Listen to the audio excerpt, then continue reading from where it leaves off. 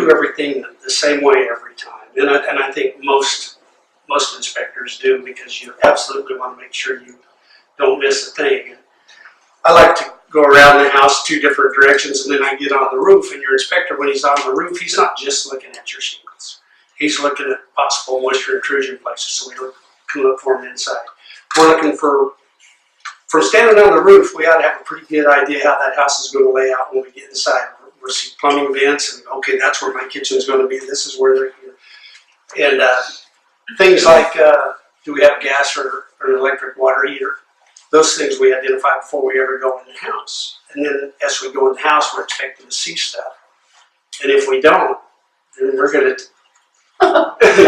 why don't we have plumbing vents and stuff? So there's a lot of things you can do to get a good idea. I keep a moisture meter with me all the time, and I've got an infrared camera, so if something concerns me, I can get a little bit better look at it and be able to tell if maybe we've got something going on behind the wall. But a non-invasive property inspection stops there. We don't tear up somebody's property to confirm we've got an issue or confirm we don't.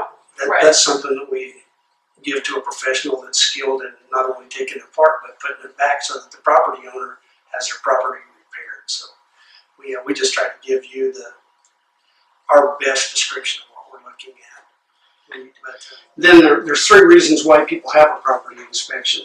Typically it's a buyer, and that encompasses most of the inspections we do.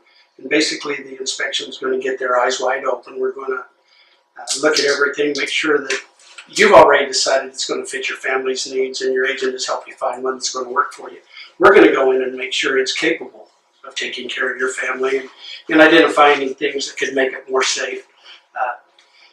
With property inspections, you'll find inspections that run anywhere from 4 or 5 pages to 80 pages. And mine tends to be one of the longer reports, but because it breaks things out on the summary page, everything that I think is critical that you ought to deal with first, and then the rest of it is maintenance things that I just want you to be aware of, or just descriptions of what you have. So if you call somebody to do something, you know what year your furnace was built, you know how many BTUs it has, that type of thing. So you'll know what technician works specifically on your equipment and stuff, so you can do that. But something that every property inspector needs to point out to you too: a home inspection is not a warranty. It's should be a very accurate description of the present condition of the property, so that your eyes are wide open. You know what you're getting. When you'll get a pre-inspection agreement, and every property inspector will give you a pre-inspection agreement. It's basically going to outline what we're going to look at and make sure you understand it's not a warranty. It's a description of the present condition of the property. And when you get mine, it'll have the cost of your inspection on it, and that doesn't change. If I get out and find out, oh my gosh, there's a lot of, we're going to stick with what we told you. And then I give all of my buyers a book that comes with their report. That it's what I think is the best book ever built about how a home works together and how to maintain it. And I just think if you own a home, you should own that book. And we have to be fair to the home. I like to look at every home like my mother's selling it and my daughter's buying it. And